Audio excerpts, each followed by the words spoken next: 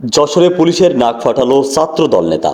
যশোরে সড়কে দায়িত্বরত এক ট্রাফিক পুলিশ সদস্যকে ঘুষি মেরে নাক ফাটিয়ে দেওয়ার অভিযোগ উঠেছে। এ ঘটনায় শাওন ইসলাম সবুজ নামে এক ছাত্রদল নেতা আটক করেছে পুলিশ।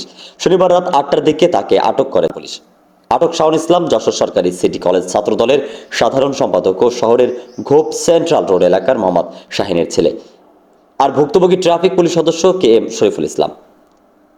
পুলিশ ও প্রত্যক্ষদর্শীরা জানিয়েছেন, শনিবার সন্ধ্যার দিকে ট্রাফিক পুলিশ সদস্য K M Shariful Islam constable, যার নাম্বার 1711, শহরের জেল রোডে ল্যাব এইড হসপিটালের সামনে ডিউটি করছিলেন। সেখানে রাস্তার উপর মোটরসাইকেল নিয়ে দাঁড়িয়েছিলেন যশোর সরকারি সিটি কলেজ ছাত্র দলের সাধারণ সম্পাদক শাওন ইসলাম।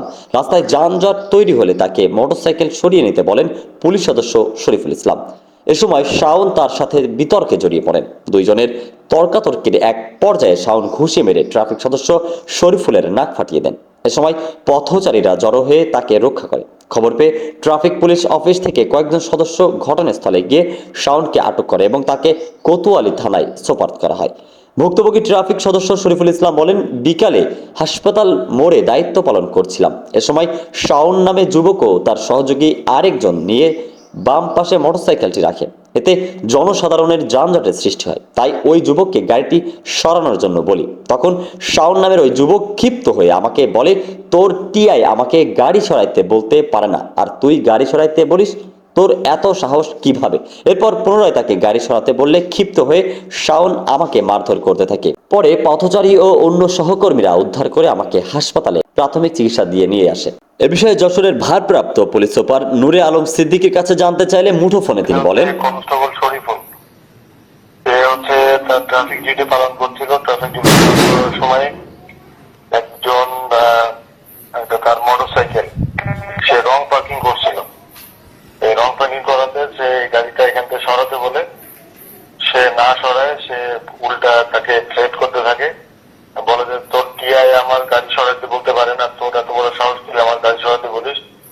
সে বলছে যে, তারপরে আবার সে তাকে রিকোয়েস্ট করে যে গাড়ি সরা, না সরায় সে অতর্কিত কনস্টেবলের নাকে মুখে এবং বিভিন্ন জায়গায় ঘষি মারে এবং তার নাক দিয়ে পরে তার রক্ত পড়ছিল এবং পরিহিত যে পুলিশ ইউনিফর্ম সেটা ছিঁড়ে ফেলে। পরবর্তীতে তার নামে মামলা হয়, সে গ্রেফতার আছে। পুলিশের লোকাল জনগণের সহায়তায়, উপস্থিত জনগণের সহায়তায় পুলিশ তাকে আটক করে। ওইটা তার নামে মামলা হয়েছে।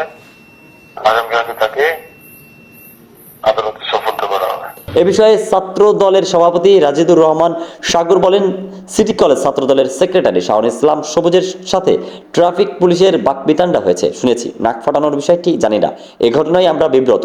ব্যক্তির দায়িত্ব আর সংগঠন নিবে না, তবে সংগঠনের শৃঙ্খলা পরিপন্থী কাজ করে থাকলে অবশ্যই ব্যবস্থা গ্রহণ করা হবে, কোনো ছাড় দেওয়া হবে না।